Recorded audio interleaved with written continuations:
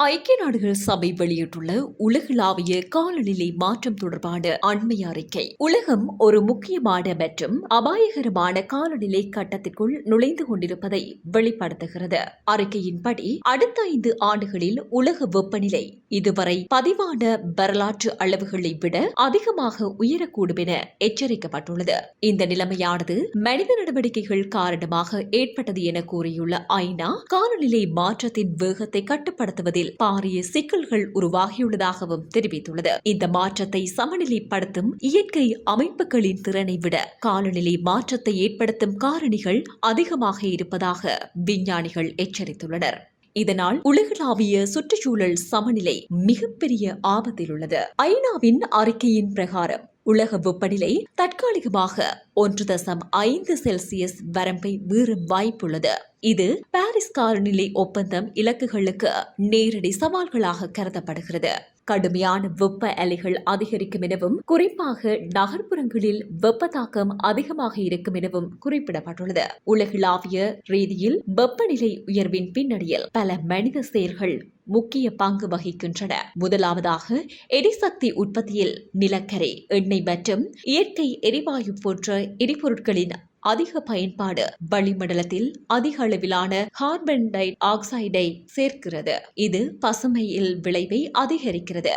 இரண்டாவதாக உலகளாவிய தொழில்துறை வளர்ச்சி, குறிப்பாக உற்பத்தி மற்றும் கட்டுமான துறைகள் மிகப்பெரிய அளவில் கார்பன் வெளியீட்டை உருவாக்குகின்றன. மூன்றாவதாக காடுகள் அழிப்பு காரணமாக கார்பனை உறிஞ்சும் இயற்கை சமநிலை குறைகிறது. இதனால் வளிமண்டலத்தில் வெப்பம் அதிகமாக தங்குகிறது. மேலும் வேகமான நகரமயமாக்கல், வாகன போக்குவரத்து அதிகரிப்பு மற்றும் நில பயன்பாட்டு மாற்றங்கள் அனைத்தும் இணைந்து இந்த பிரச்சனையை தீவிரப்படுத்துகின்றன. இதனை கட்டுப்படுத்தும் நோக்கில் தான் பாரிஸ் பருவநிலை ஒப்பந்தம் செய்து கொள்ளப்பட்டது. ஆனால் இந்த ஒப்பந்தத்தை எந்த ஒரு நாடும் முறையாக பின்பற்றுவதில்லை. முன்னுதாரணமாக செயற்பட வேண்டிய அமெரிக்காவே இந்த ஒப்பந்தத்தில் இருந்து வெளியேறிவிட்டது.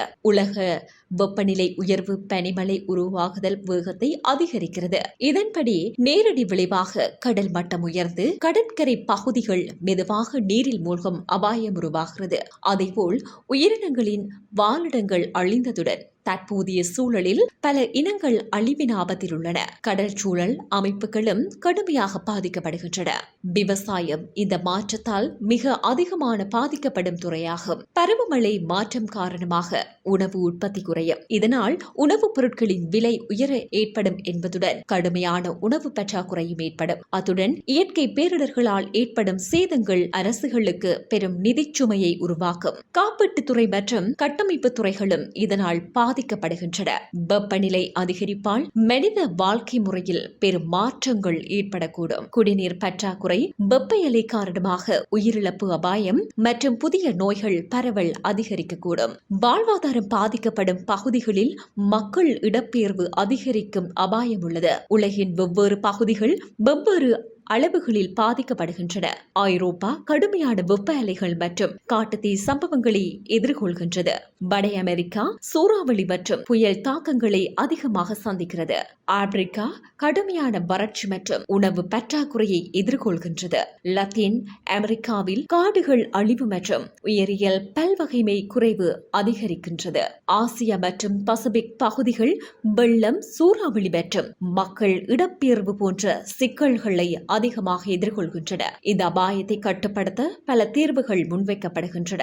முதன்மையாக புதுப்பிக்கத்தக்க ஆற்றல் பயன்பாட்டை உலகளவில் விரிவுபடுத்த வேண்டும். சூரிய மற்றும் காற்றாலை ஆற்றல் முக்கிய மாற்று வழிகளாக கருதப்படுகின்றன. கார்பன் வெளியீட்டை கட்டுப்படுத்த கடுமையான சட்டங்கள் மற்றும் சர்வதேச ஒப்பந்தங்கள் தேவைப்படுகிறது. காடுகள் பாதுகாப்பு மற்றும் மீண்டும் காடு வளர்ப்பு நடவடிக்கைகள் மிக முக்கியமானதாகும். பாரிஸ் பருவநிலை ஒப்பந்தத்தில் இந்த விடயங்கள் தான் அதிகமாக என்றாலும் அந்நிய முதலீடுகள் மற்றும் வர்த்தகம், தொழில் வளர்ச்சிக்கு இந்த ஒப்பந்தம் முட்டுக்கட்டியாக அமைவாக பல நாடுகள் இதிலிருந்து வெளியேறியுள்ளன. பாரிஸ் ஒப்பந்தத்தின் பிரகாரம் எந்த ஒரு நாடும் செயற்படவில்லை என அமெரிக்காவின் தற்போதைய ஜனாதிபதி டொனால்ட் ட்ரம்ப் இந்த ஒப்பந்தத்தில் இருந்து வெளியேறியிருந்தார். இருந்தாலும் பல ஐரோப்பிய நாடுகள் பாரிஸ் பருவத்தில் ஒப்பந்தத்தின் பிரகாரம் இன்னமும் தமது செயற்பாடுகளை முன்னெடுப்பதுடன் தமது இலக்குகள் குறித்தும் அறிவிப்புகளை அவ்வப்போது வெளிப்படுத்தி வருகின்றன.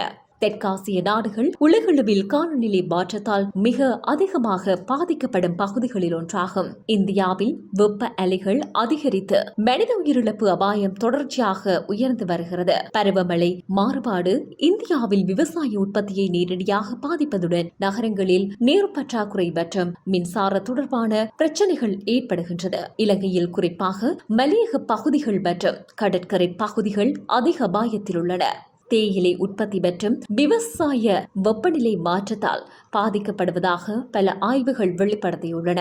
மண் சரிவு, வெள்ளம் உட்பட பல இயற்கை அனர்த்தங்கள் மலையக பகுதியில் காலநிலை மாற்றத்தால் தொடர்ச்சியாக ஏற்படுகின்றன. கடல் மட்ட உயர்வு காரணமாக கடற்கரை சமூகங்கள் இடம்பெயர வேண்டிய நிலை உருவாகலாம் என இலங்கை விஞ்ஞானிகள் எச்சரித்துள்ளனர். காலநிலை மாற்றமானது இந்தியா மற்றும் இலங்கையில் பொருளாதார வளர்ச்சிக்கும் சமூக நிலைத்தன்மைக்கும் உரிய சவாலாக உருவெடுத்துள்ளது. எனவே ஐநா வெளியிட்டுள்ள இந்த அறிக்கை உலகம் ஒரு முக்கியமான திருப்பு முனையில் இருப்பதை தெளிவாக காட்டுகிறது. காலநிலை மாற்றம் இனி எதிர்கால அபாயம் அல்ல, அது தற்போதைய நிஜம். காலநிலை மாற்றம் தொடர்பில் உலக நாடுகள் உடனடி ஒருங்கிணைந்த மற்றும் அறிவியல் அடிப்படையிலான நடவடிக்கைகளை எடுக்காவிட்டால் அடுத்த சில ஆண்டுகளில் உலகம் வரலாற்றில் இல்லாத அளவில் காலநிலை நெருக்கடியை சந்திக்கும் அபாயம் உள்ளது.